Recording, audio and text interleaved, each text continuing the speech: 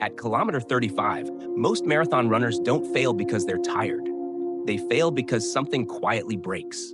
Your heart is still working. Your lungs are still breathing. So why does your body suddenly feel like it's falling apart?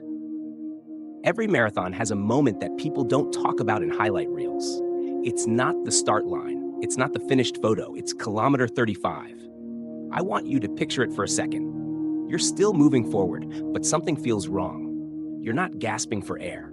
Your heart isn't exploding out of your chest. Breathing is hard, but manageable. And yet, your body starts to betray you. Your posture collapses, your hips sway, your feet barely leave the ground. You're running, but it doesn't feel like running anymore. I've stood at that point in races and watched this happen again and again. Different runners, different goals, same breakdown. And the longer I paid attention, the more one question kept bothering me. If these runners aren't out of breath, then what is actually failing? That question changed the way I look at marathons forever. Before we go any further, if you care about running smarter, finishing stronger, and understanding the why behind performance, take a second to subscribe to this channel. It helps this channel grow and gives me the motivation to keep breaking down topics that most people only learn the hard way. Because what happens at kilometer 35 isn't about toughness or willpower. And once you see it, you'll never train the same way again. Once that question takes hold, if they're not out of breath, what is actually failing? It forces you to confront a belief most of us never question. For a long time, I believed the same thing almost every runner believes. The marathon is a test of the heart, that if your lungs are strong enough and your mind is disciplined enough, the body will somehow follow. We're taught to chase mileage, to respect pain, to equate suffering with progress. The culture of marathon training quietly tells us that breakdown is a character flaw, not a training flaw. I lived inside that belief.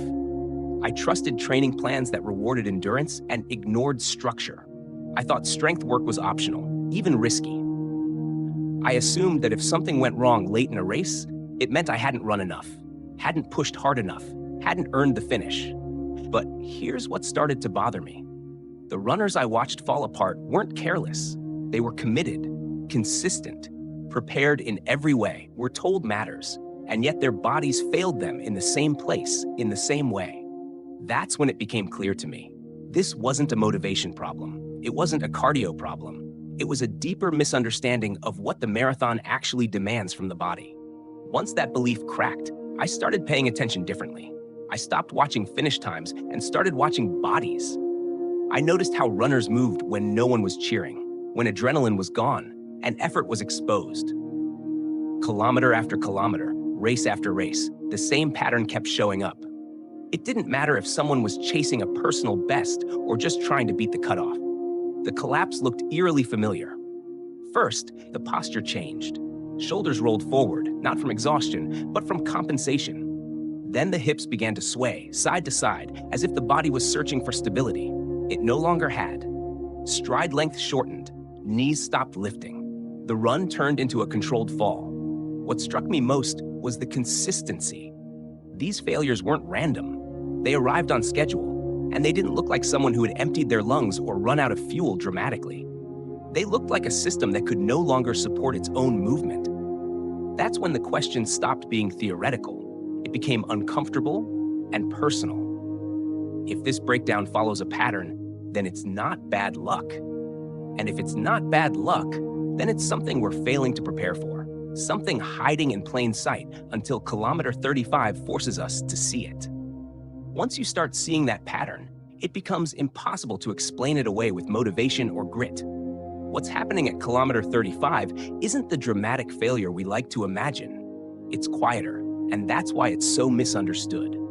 The heart is still beating. Oxygen is still moving. Most runners could probably keep going if the race were decided by breathing alone. But the body doesn't move forward on oxygen. It moves forward on structure. This is where the real failure lives. A marathon doesn't break you by pushing your heart to its limit. It breaks you by asking your body to absorb force thousands of times on one leg at a time for hours. Every step is a small impact, and every impact has to be managed, redirected, and reused efficiently. When that system is strong, running looks smooth even when it's hard. When it isn't, the body starts leaking energy everywhere. That's why the collapse looks mechanical. The engine is still running, but the frame is shaking apart. The hips can't stabilize, the legs can't rebound, the posture can't be held. And once structure fails, effort skyrockets. Not because the runner is weak, but because the body no longer has a stable platform to work from. At kilometer 35, you're not running out of fitness, you're running out of integrity. Once you understand that the failure is structural, the most dangerous instinct in marathon training suddenly comes into focus. When runners feel fragile late in races, the automatic response is almost always the same. Run more. Add miles. Add long runs. Add durability through volume. It feels logical, even responsible. But this is where good intentions quietly turn into self-sabotage. The body doesn't adapt as one unified system. Some tissues respond quickly. Others lag, no matter how motivated you are. Muscles are forgiving. They get stronger fast, especially when running. Volume increases. After a few weeks, they start sending a convincing signal. We're ready for more. And most runners listen. But the tissues that actually hold your running together, the tendons, the connective structures, the passive systems that manage force, move on a much slower clock. They don't speak loudly. They don't burn. They don't pump. They simply absorb load, step after step, until one day they can't. That gap between how strong you feel and how prepared you actually are is where problems begin. Running more on an unprepared structure doesn't build resilience, it accelerates breakdown. And the cruel part is this: the body often feels its strongest right before it fails. That's why so many marathon collapses feel sudden. They aren't. They've been quietly training toward that moment all along. Once you see how easily mileage can push the body past what it's structurally ready for, the question stops being how much more can I run and becomes what does my body actually need first? For me, that answer was uncomfortable because it wasn't exciting. It didn't look like progress on Strava. It was phase 1, building the chassis. This phase is about slowing down on purpose, not because you're weak, but because you're playing the long game. Instead of chasing fatigue, you chase control. You remove momentum from movements so the body can't cheat. You work one leg at a time because running never happens on two. You move slowly enough to feel where stability is missing and honest enough to admit it's there. This kind of strength work doesn't leave you breathless. It leaves you aware. A pause at the bottom of a squat forces the hips to generate force without bounce. Single leg balance exposes energy leaks you didn't know existed. Slow lowering teaches tendons how to tolerate load without panic. At first, it feels almost too simple to matter, but over time, something changes.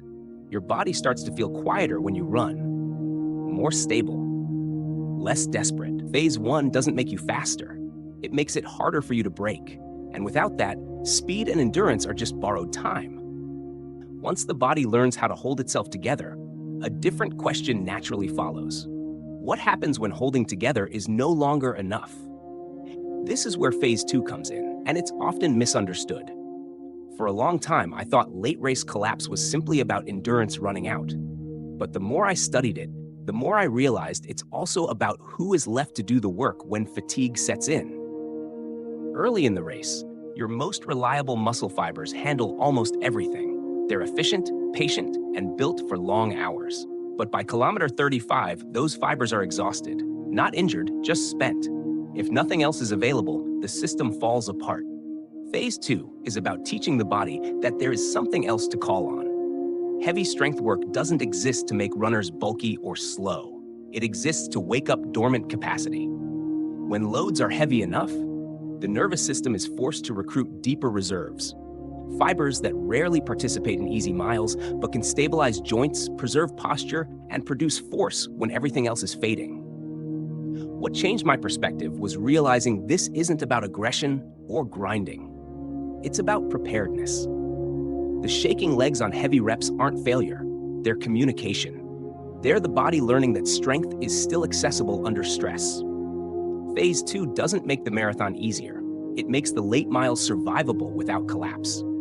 And that distinction matters more than most runners realize. Once strength becomes part of the picture, a quiet fear usually shows up right behind it. How heavy is heavy enough? I struggled with that question more than I expected. Too light, and it felt pointless. like extra cardio I didn't need. Too heavy, and I worried I'd cross a line my body couldn't afford. What I learned is that the answer isn't a number, it's a conversation with your body. Using body weight as a starting anchor gives direction, but it's only a reference. The real test happens at the end of the set, when you finish and know, honestly, that you could perform exactly 2 more clean reps and no more, you're in the right place. Not drained, not reckless, challenged, but in control. That margin matters. It keeps form intact while still sending a clear signal to the nervous system. Strength work stops being guesswork and becomes intentional. You're no longer lifting to prove something. You're lifting to prepare for a moment that doesn't forgive ego. Finding that balance taught me something deeper. Progress doesn't come from pushing to the edge every time. It comes from knowing exactly where the edge is and respecting it. Once that balance became clear, something subtle but powerful shifted in the way I experienced the marathon. The late miles stopped feeling like a countdown to disaster. Instead of waiting for the moment when everything would unravel, I noticed a different sensation: stability under fatigue. My breathing still worked, my pace still slowed, but my body stayed organized. My hips held. My stride didn't collapse into survival mode. What surprised me most wasn't that I felt stronger. It was then that I felt calmer. There was a quiet confidence that came from knowing my body wasn't borrowing time anymore. I wasn't depending on adrenaline or willpower to carry me through the hardest part of the race. That change reframed everything. The marathon stopped being a test of how much pain I could tolerate and became a test of how well I had prepared my structure to endure. Kilometer 35 no longer felt like an ambush. It felt like a checkpoint I had already trained for. And that realization, more than any finish time, changed the way I define success in endurance running. That shift in perspective is what I want to leave you with. If you're training for a marathon, I'm not here to tell you to run less or chase some shortcut. I'm asking you to protect the time and effort you're already investing. Hundreds of miles on the road mean very little if the body carrying them isn't prepared to last. Strength work, done with intention, isn't extra, it's insurance. 45 minutes a week can be the difference between reaching the final kilometers, hoping to survive, and arriving there knowing you belong. Not by forcing yourself forward, but by staying upright, controlled, and composed when fatigue shows up. The marathon doesn't ask you to be fearless, it asks you to be prepared. When the structure is ready, effort has somewhere to go. And when kilometer 35 arrives, as it always does, you won't be negotiating with your body anymore. You'll be moving through a moment you've already trained for. Build the chassis first, earn the engine after, and let the finish line be something you approach standing tall, not something you crawl toward, hoping it ends. At its core, this journey isn't really about running faster or finishing stronger. It's about understanding what actually carries you forward when things get hard. The marathon exposes a simple truth: effort without structure always breaks down. When you build patiently, respect timing, and prepare the parts of your life that quietly absorb stress, you stop relying on willpower alone. That lesson goes far beyond running. In work, relationships, and health, progress isn't about pushing harder every day. It's about strengthening the foundation so pressure doesn't collapse you when it arrives. Build stability first, and resilience follows. Ignore it, and even the strongest drive eventually cracks. I'm curious, where in your life do you feel strong on the surface but unstable underneath? Share your thoughts in the comments so we can all learn from each other. And if this way of thinking resonates with you, subscribe to the channel to support more deep, practical content like this in the future.